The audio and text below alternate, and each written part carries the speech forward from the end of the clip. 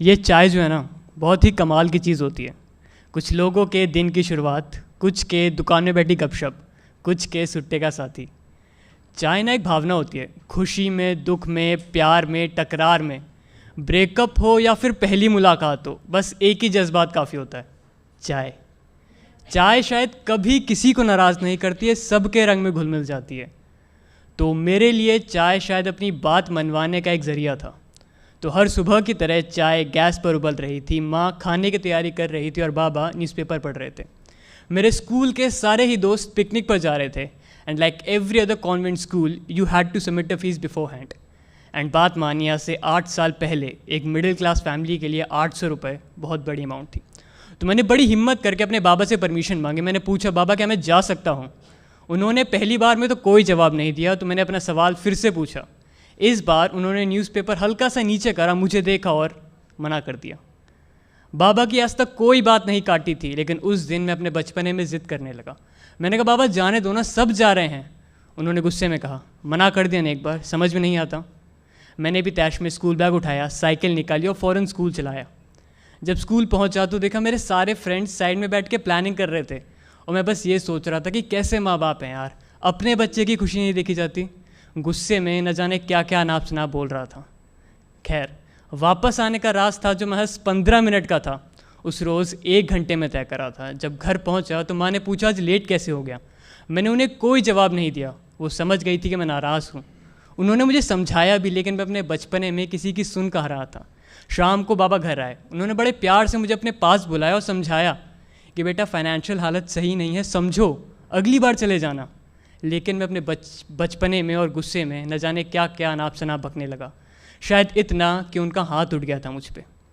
वो गुस्से में बोले, न जाने कब बड़ा होगा ये, हर वक्त ज़िद, हर वक्त बचपना। उस रात में खूब रोया था, शायद इतना कि रोते रोते खाली पेट ही सो गया था।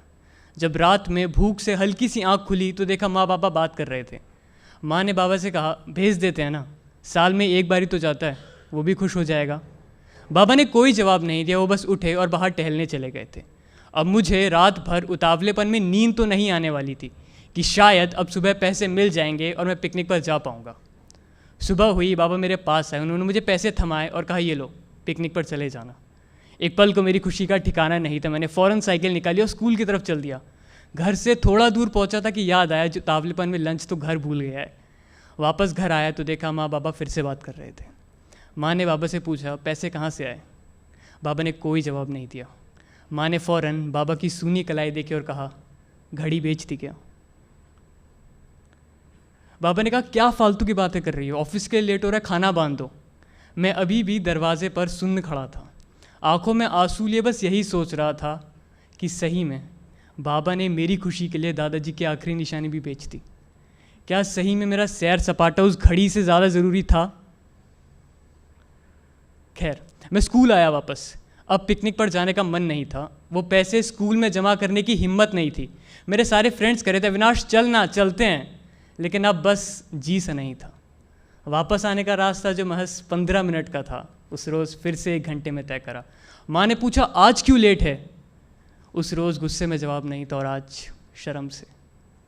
अगले दिन संडे था, मुझे पिकनिक पर जाना था। माँ ने सुबह जल्दी उठा दिया, कहता, उठ, पिकनिक पर नहीं जाना है। मैं सवेरे से ही आलस कर रहा था। आज चाय फिर गैस पर उबल रही थी, आज फिर कुछ बात करने का मन था। बाबा न्यूज़पेपर में मशगूल थे, जैसे कुछ हुआ ही ना हो। मैं उनके सामने बैठा। उन्होंने अपने पुराने अंदाज में न्यूज़पेपर हल्का सा नीचे करा, मुझे देखा और पूछा, नहीं जा रहा है क्या? मैंने फ़ौरन जेब में से एक डब्बा निकाला और उनकी तरफ आगे बढ़ाया। उन्होंने पूछा, इसमें क्या है? मैंने कहा, आप खुद देख लो। अब उनकी आंखों में भी हल्के हल्के से आंसू थे। वो घड़ी तो नहीं, लेकिन उससे कुछ मिलती जुलती घड़ी तो थी। वो अपने आंसू न्यूज़पेपर में छुपा रहे थे। इतने में माँ चाय लेके आई।